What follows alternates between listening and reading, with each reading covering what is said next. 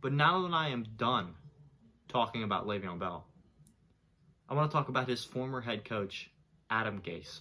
And I have never really discussed my opinion on Adam Gase. It's clear to everybody, though, that I do not like Adam Gase at all. I think he's a joke of a head coach, just to be straight up with you. Who am I to judge a head coach? Just a small college kid that has literally no media connections with anybody. But still, I think I can look at the way he gets his team out there to play and be like, yeah, this guy stinks. He does a terrible job. I don't fully understand how this guy is still a head coach, let alone actually even got the job that he currently has. I don't understand it. 2 other head coaches have already been fired this season. Already. But I don't know if those guys were as bad as head coaches as Gase has been over the last couple years of his career. Gase was kind of a hot commodity. After being Peyton Manning's offensive coordinator in Denver there for a couple years, when Manning had that offense just humming with Demaryius Thomas, Eric Decker, Emmanuel Sanders, they had running backs like Noshawn Moreno, Monty Ball, Willis McGahee. Like, they didn't have serious running backs, but they had that offensive running. And all of those guys that were in that offense, when they left that offense, didn't do crap anywhere else. Not a single one of them. Julius Thomas, the tight end, he didn't do nothing when he went to Jacksonville. Demaryius Thomas did nothing when Manning left. Eric Decker really didn't do a whole lot after he left Denver. Emmanuel Sanders kind of has, but he is the lone exception from that offense that has done something productive in his NFL career since, including the offensive coordinator Adam Gase. He's been terrible since then, pretty much. Gase went to Chicago in the 2015 season, so he actually was not part of the Denver team that won the Super Bowl in 2015. He followed John Fox to Chicago for a season, and then he was hired by the Dolphins from there as their head coach. And many assumed this would be an amazing hire for the Dolphins. They thought this was going to be the guy that was going to help Ryan Tannehill, but the exact opposite happened, especially for Tannehill and the Dolphins. Tannehill became a backup when it was all said and done, and Gase left Miami. It doesn't help that Tannehill was really never healthy in Miami. He was healthy for pretty much the final season. In his first season as head coach, Adam Gase had Matt Moore for a couple games. In his second season, he had Jay Cutler. And then in his third season, he had Ryan Tannehill, and that team was not that great in his third season. But by then, all the good talent and everybody that wanted to play football that actually cared and was decent was either off the team or riding the bench, which is the sad part. And I remember the day, when they hired Adam Gase, and I was like, oh, this could be a good hire. I was on the side of it. Oh, it might be a good hire because the media made me think that Gase was this great offensive mind, when really it just doesn't seem to be the case. In his first year in Miami, players that were in that locker room just kind of hated him. Just kind of like his first year in New York. A very similar situation. They don't like the guy. I remember one of those players was Jay Ajayi his first year in Miami.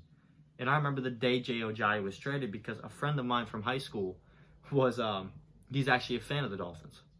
And I forgot to turn my ringer off in class the day that Jay Ajayi got traded, so my phone goes off.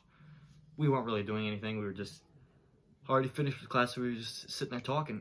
And I look at my phone, and it says Jay Ajayi traded to the Eagles for a 5th-round pick. Me and my buddies were just sitting there absolutely roasting my other friend because, Jay Ajayi at that time was a good running back in the NFL. Sadly, he got bit by the injury bug and things did not work out for him. But at that point in his career, Jay Ajayi was a solid running back, honestly.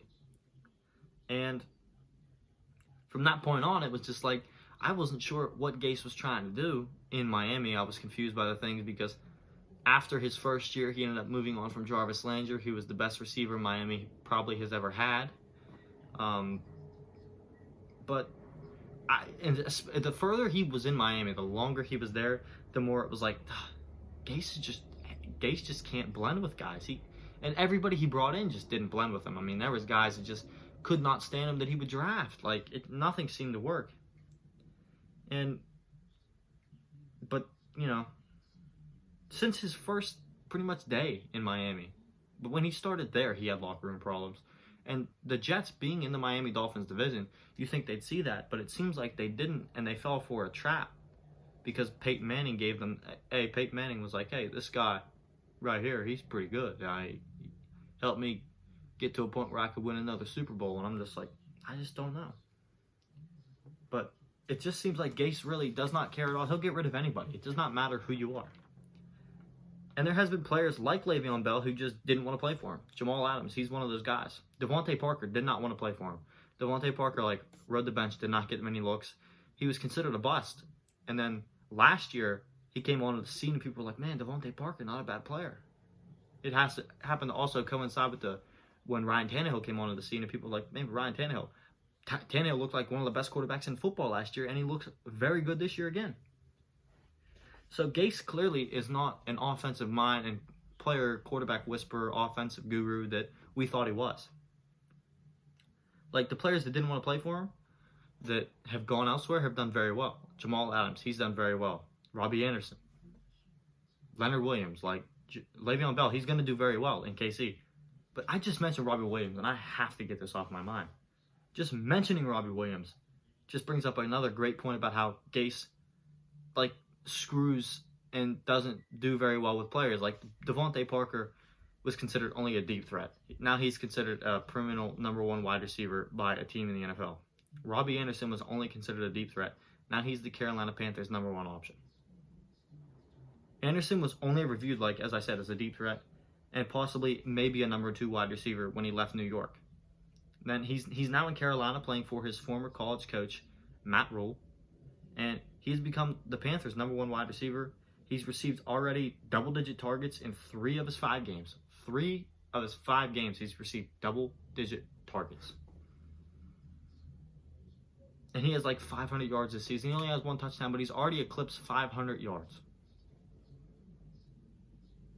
He maybe would get 1 or 2, maybe 3 catches per game when he was in New York, and that's because he literally only ran straight down the field. Because that was what Gase thought he could do. Gase didn't think he could do anything else. And Gase didn't try.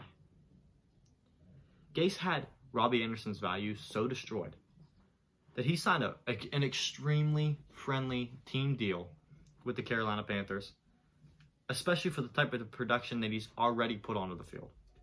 I mean, he is putting forth something. He's putting forth a very good season for a wide receiver. Very solid. He's actually the 7th ranked wide receiver in most fantasy leagues, PPR-wise. And, he's just been very good.